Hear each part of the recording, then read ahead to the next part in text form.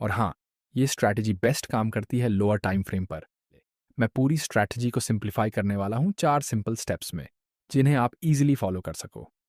ध्यान देना कि ये सारे स्टेप्स एक दूसरे से जुड़े हुए हैं। अगर आपने कोई भी स्टेप स्किप किया, तो अगला स्टेप काम नहीं करेगा। तो चलिए शुरू करते हैं। स्टेप 1 है प्राइस में ब्रेक ऑफ स्ट्रक्चर को आइडेंटिफाई करना।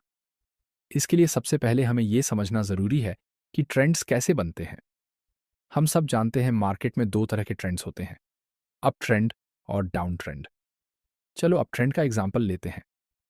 अप ट्रेंड में प्राइस सीधा ऊपर नहीं जाता, बल्कि ये एक स्पेसिफिक स्ट्रक्चर में मूव करता है, जिसे हम कहते हैं हायर हाइज और हायर लोज।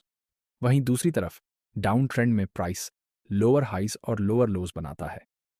अब अप ट्रेंड स्ट्रक्चर में जब भी कोई प्रीवियस हाई टूटता है और प्राइस नया हायर हाई बनाता है, तो उसे हम ब्रेक ऑफ स्ट्रक्चर कहते हैं। सेम चीज डाउन ट्रेंड में होती है। जब प्राइस प्रीवियस लो तोड़ता है और नया लोअर लो बनाता है, वो भी ब्रेक ऑफ स्ट्रक्चर कहलाता है। अब जब आपको ब्रेक ऑफ स्ट्रक्चर का कॉन्सेप्ट समझ में आ गया है, चलिए इसे एक रियल चार्ट एग्जाम्पल में देखते हैं। इस चार्ट में हम देख सकते हैं कि प्राइस हायर हाइज और हायर लोज बना रहा है, जो एक अप ट्रेंड को इंडिकेट करता है। ब्रेक ऑफ स्ट्रक्चर को ढूंढने के लिए हम बस ये देखते हैं कि कहाँ प्राइस ने प्रीवियस हाइज को तोड़ा और नया हायर हाई बनाया, और वो पॉइंट है यहाँ। अब ये हमारा ब्रेक ऑफ स्ट्रक्चर बनता है।